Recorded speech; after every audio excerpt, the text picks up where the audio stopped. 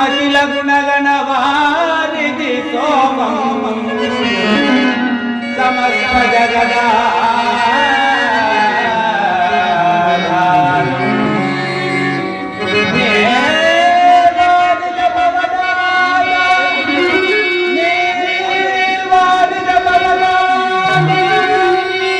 ನಿನಗೆ ಸಮನೆ ಕುಲಹೀನ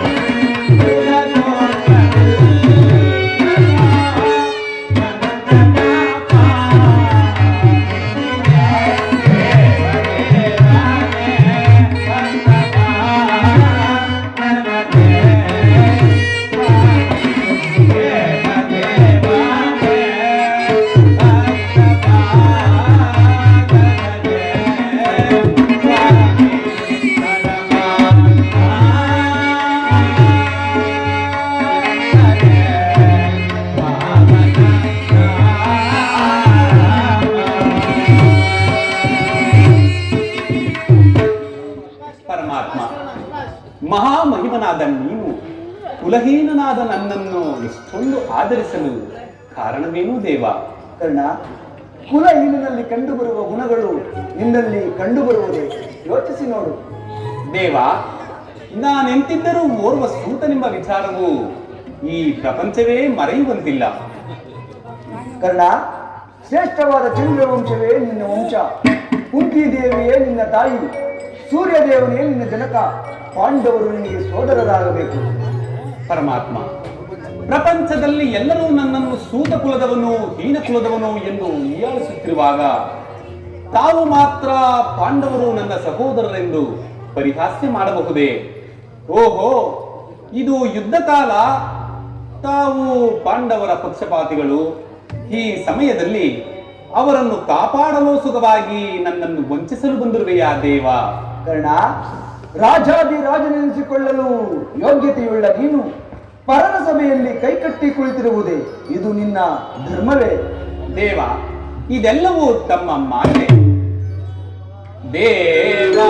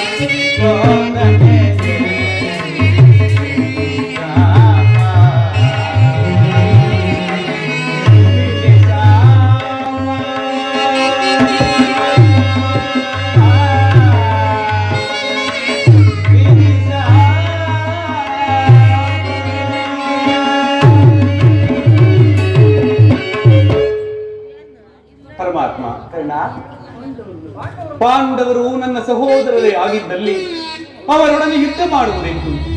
ಸಹೋದರರೊಡನೆ ಯುದ್ಧ ಮಾಡಿದರೆ ರವರವಾದ ನರಕವು. ಇನ್ನು ನನ್ನನ್ನೇ ನಂಬಿರುವ ನನ್ನ ಸ್ವಾಮಿ ದುರ್ಯೋಧನಿಗೆ ದ್ರೋಹ ಮಾಡಿದರೆ ಕುಂಭಿಪಾತಾದಿ ನರಕಗಳು ಸಿದ್ಧವಲ್ಲವೇ? ಕರ್ಣ, ನನ್ನ ಮಾತನ್ನು ಸತ್ಯವೆಂದು ನಂಬು. ಕರ್ಣ, ಮಾತನ್ನು ಪ್ರೇಮಿಸಿದ್ದಾನೆ.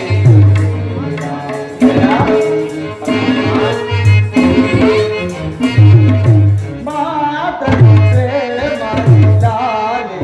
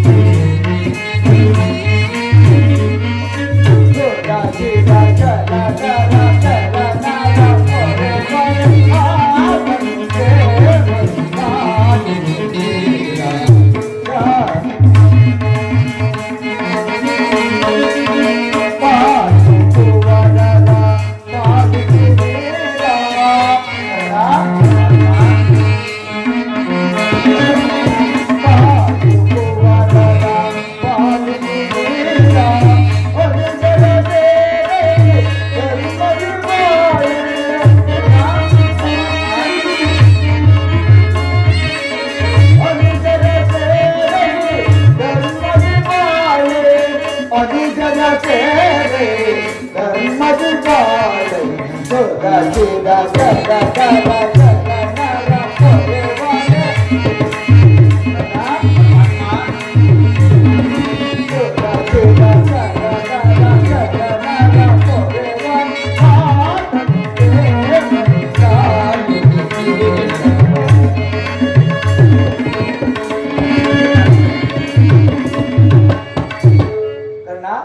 ಪರಮಾತ್ಮ, ನಿನ್ನ ಹೆತ್ತ ತಾಯಿ ಕುಂತಿ ದೇವಿಯು ಕನ್ಯಾವಸ್ಥೆಯಲ್ಲಿರುವಾಗಲೇ ದೂರ್ವಾಸ ಮುನಿಗಳಿಂದ ಮಕ್ಕಳಾಗುವ 5 ಮಂತ್ರಗಳನ್ನು ಉಪದೇಶ ಹೊಂದಿದಳು. ಆ ಮಂತ್ರವು ಫಲಿಸುವುದೋ ಇಲ್ಲವೋ ಎಂದು ಆಸೆ ಪಟ್ಟಾಗ ಅದರಲ್ಲಿ ಮೊದಲನೆಯದಾದ ಸೂರ್ಯ ಮಂತ್ರವನ್ನು ಜಪಿಸಿದಳು. ಆಗ ನೀನು ಜನಿಸಿದೆ. ಆಕೆಯು ಲೋಕಾಪವಾದಕ್ಕೆ ಹೆದರಿ ನಿನ್ನನ್ನು ಪವಿತ್ರವಾದ ಗಂಗೆಯಲ್ಲಿ ತೇಲಿಬಿಟ್ಟಳು.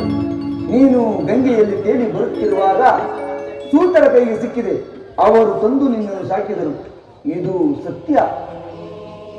ಹೌದು, ನನ್ನನ್ನು ಸಾಕಿದವರು ಗಂಗಾ ನದಿಯಲ್ಲಿ ಸಿಕ್ಕಿದವನೆಂದು ಹೇಳುತ್ತಿದ್ದರು. ಪರಮಾತ್ಮನು ಎಂದಿಗೂ ಅಸತ್ಯವನ್ನಾಡತಕ್ಕವನಲ್ಲ.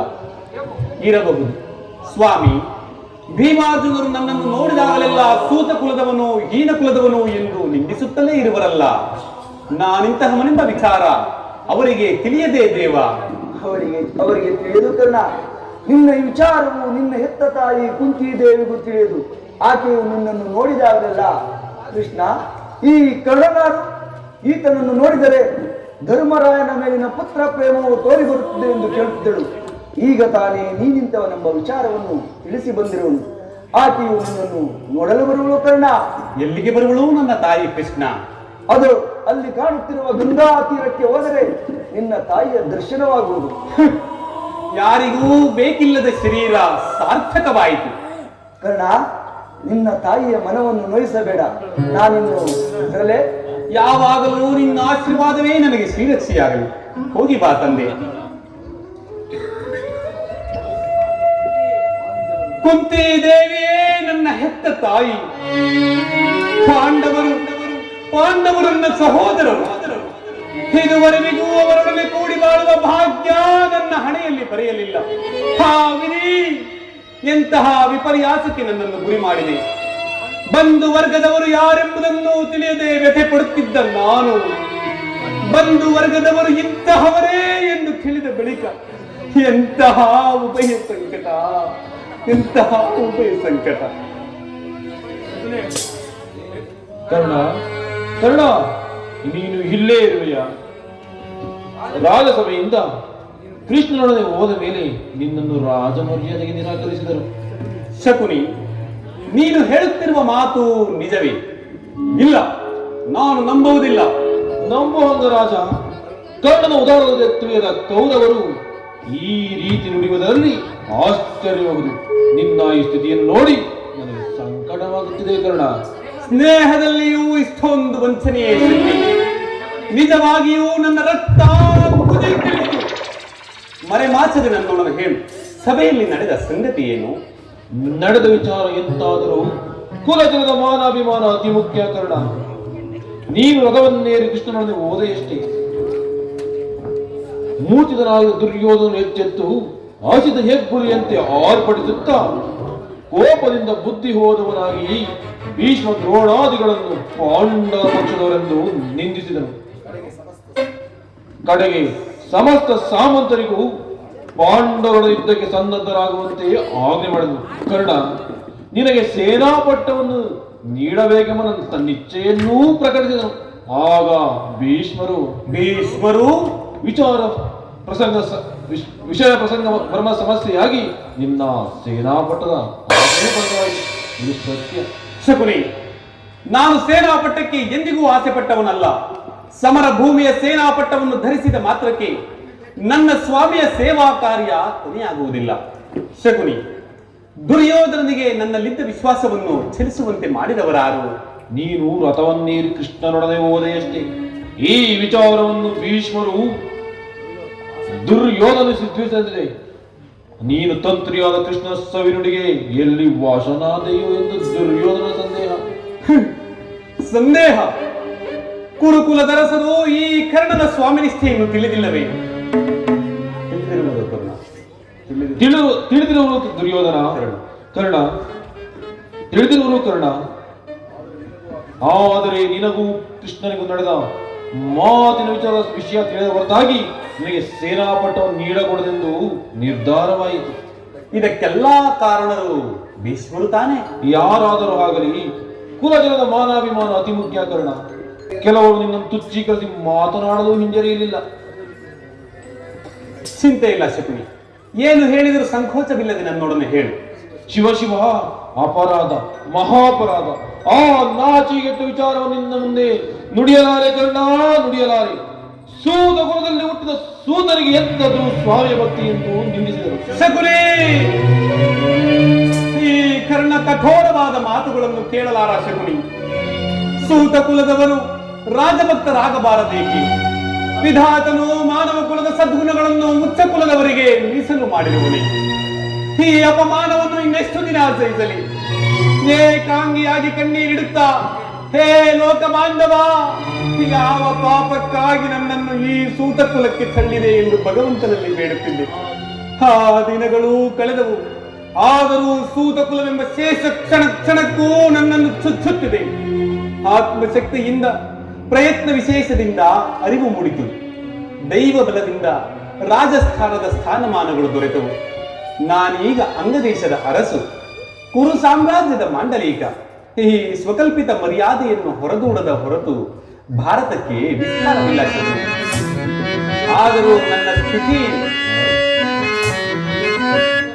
ಅನಾಥ ಜನ್ಮ ಧರಿಸೆ ನಿರ್ಧಯ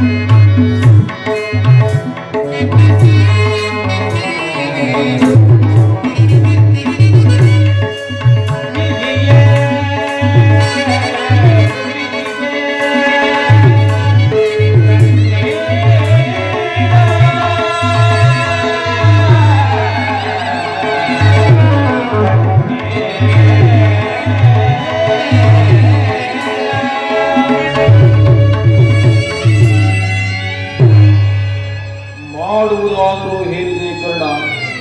ಭೀಷ್ಮರು ಯುದ್ಧದಲ್ಲಿ ಪರಾಜಿತರಾಗಿರುವುದು ಅಸ್ತ್ರಾಧಾರಣ ಮಾಡುವುದೆಂದು ಶಪಥ ಮಾಡು. ಕೌರವರಾಗ ತಿಳಿಯಲಿ ಕರ್ಣನ ಅಸ್ತ್ರ ಕೌಶಲ್ಯ ಭಾವ ಅಂತಹ ಅನರ್ಥಕಾರಿ ಎಂಬುದನ್ನು.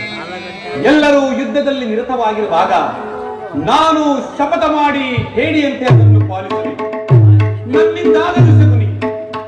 ಸ್ವಪಕ್ಷದಿಂದ ಅವಮಾನಿತನಾಗುವ ಇಚ್ಛೆ ನಿನಗಿದ್ದರೆ ಅಸ್ತ್ರಾಧಾರಣ ಮಾಡು.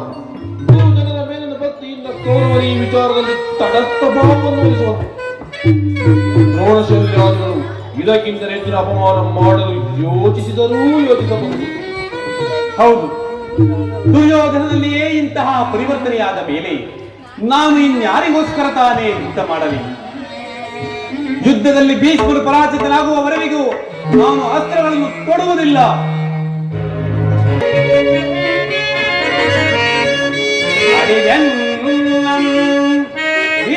ಕುಲದಿ ತೆರಿದ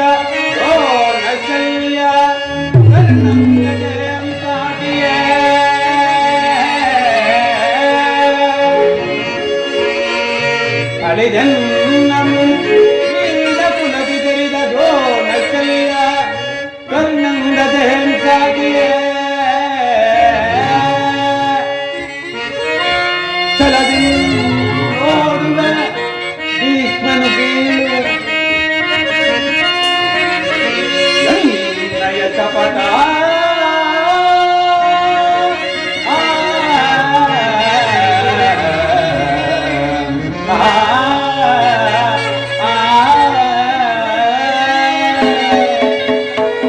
ಇದೇ ನನ್ನ ಶಪಥ. ಶಪಥವೇನು ಪ್ರಾಣಸ್ಕ? ನಿಂದೆಲ್ಲಗೆ ಶ್ರಮವನ್ನು ನಾನು ಸಹಿಸಲಾಗಲಿಲ್ಲ. ಮತ್ತು ಎಷ್ಟು ಹೊತ್ತಾಯಿತು? ಬಹಳ ಹೊತ್ತಾಗಲಿಲ್ಲ ಮಿತ್ರ. ಆದರೆ ಒಂದು ಕ್ಷಣವೂ ಇಲ್ಲಿ ನಿಲ್ಲುವ ಪ್ರವೃತ್ತಿ ನನಗಿಲ್ಲ. ಹೋಗಬೇಕು. ಆಗ ತಿಳಿಯುವುದು ಶಪಥ ನಿಜಾಂಶವೇನೆಂಬುದು. ನಿಲ್ಲು ಕರ್ಣ. ನಿನಗೊಂದು ಸಂತೋಷದ ಸುದ್ದಿ ಇರುವುದು. ಆರ್ಯರ ಮಧ್ಯೆ ಪದತಳಿತರಾಗಿ ಶತ್ರುಗಳಂತೆ ಜೀವಿಸುವ ಸೂತ ಕುಲದವರಿಗೆ ಸಂತೋಷದ ಸುದ್ದಿಯಲ್ಲಿ ಅದು. ಕರ್ಣ ನಿಲ್ಲು. ಕರ್ಣ ಕರ್ಣ ಕರ್ಣ ಮಾವ, ದುರ್ಯೋಧನ, ಇಂದು ಕರ್ಣನ ನೀತಿಯೇ ಬೇರೆಯಾಗಿ ಹೋದಲ್ಲ. ನನಗೂ ಅದೇ ಸಂದೇಹ. ಕರ್ಣನು ಏಕೆ ಹೀಗಾದ? ಬಹುವಾಗಿ ಯೋಚಿಸಿ ಕರ್ಣನನ್ನು ಸೇನಾಧಿಪತಿಯನ್ನಾಗಿ ಮಾಡಲು ನಿರ್ಧರಿಸಿದೆ. ನನ್ನ ಆಸೆ ಹೀಗಾಯಿತು. ಕರ್ಣನಿಗೆ ಸೇನಾಪಟ್ಟವೇ ದುರ್ಯೋಧನ? ಏಕೆ? ಕರ್ಣನು ಕರ್ಣನು ವೀರಪುತ್ರನಲ್ಲವೇ? ಕರ್ಣನಂತಿದ್ದರೂ ಸೂತ ಪುತ್ರನಲ್ಲದೆ ರಾಜಪುತ್ರನಾಗಲು ಸಾಧ್ಯವೇ? ಇರಬಹುದು. ನಿನಗೇನಾದರೂ ಬುದ್ಧಿ ಗಿದ್ದಿ ಸುಯೋಧನ? ಕರ್ಣನಂತ ಸೇನಾಪತಿಯನ್ನಾಗಿ ಮಾಡುವುದೇ? ಕರ್ಣನಂತಿದ್ದರೂ ಸೂತ್ರಪುತ್ರನಲ್ಲದೆ ರಾಜಪುತ್ರನಾಗಲು ಸಾಧ್ಯವೇ? ಕರ್ಣನನ್ನು ಸೇನಾಪತಿಯನ್ನಾಗಿ ಮಾಡುವುದರಿಂದ ಎಷ್ಟು ಜನರ ಅಪಮಾನವಾಗುವುದೆಂದು ಬಲ್ಲೆಯ?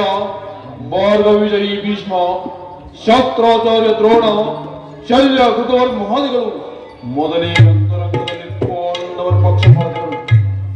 ಸೂತಗಾಗಿ ಹುಟ್ಟಿದ ಸೂತರಿಗೆ ಸೇನಾಪಟ್ಟವನ್ನು ಕಟ್ಟಿದರೆ ಅದರಿಂದ ಎಷ್ಟು ಜನ ಅಪಮಾನ ಬಲ್ಲೆಯ? ಈಗ ನಾನೇನು ಮಾಡಲಿ? ಮಾಡುವುದಾದರೂ ಏನಿದೆ ಕೌರವೇಶ್ವರ? ಸೇನಾಪಟ್ಟವನ್ನು ಅಂಗೀಕರಿಸುವಂತೆ ಭೀಷ್ಮರನ್ನು ಪ್ರಾರ್ಥಿಸು. ಯುದ್ಧವು ಸನ್ನಿಹಿತವಾಗುತ್ತಿರುವುದು. ಯೋಚಿಸಲು ಸಮಯವಲ್ಲ. ಈಗಲೇ ಹೋಗಿ ಭೀಷ್ಮರನ್ನು ನೋಡು. ಶಕುನಿ, ನಿನ್ನ ಸಲಹೆಯಂತೆ ಮಾಡುವೆ. ನನ್ನ ಸಲಹೆ ಕುರುಕುಲ ರಣಕಲಿ ನಡೆ. ಗೋಮುಖ ವ್ಯಾಘ ನರಪಶುವೇ ನಡೆ. ನಿನ್ನ ಹಡಿಗಳಿಗಳು ಬಿಸಿ ನಿನ್ನ ಕೊಬ್ಬೆಚ್ಚರವನ್ನು ಸುರಿಯು.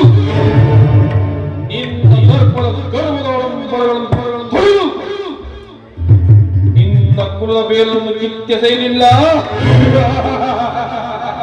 ನಾನು ಶಕುನಿಯೇ ಅಲ್ಲ. ಇಂದಿಗೆ ಕೊನೆ. ನಿನ್ನ ಮೇಲಿನ ಪ್ರೀತಿಯೋ ನಡನೆಯ ಸೌರಭ ಇನ್ನು ಮುಂದೆ ನಿನ್ನ ಪರಾಜಯಗಳೆಂಬ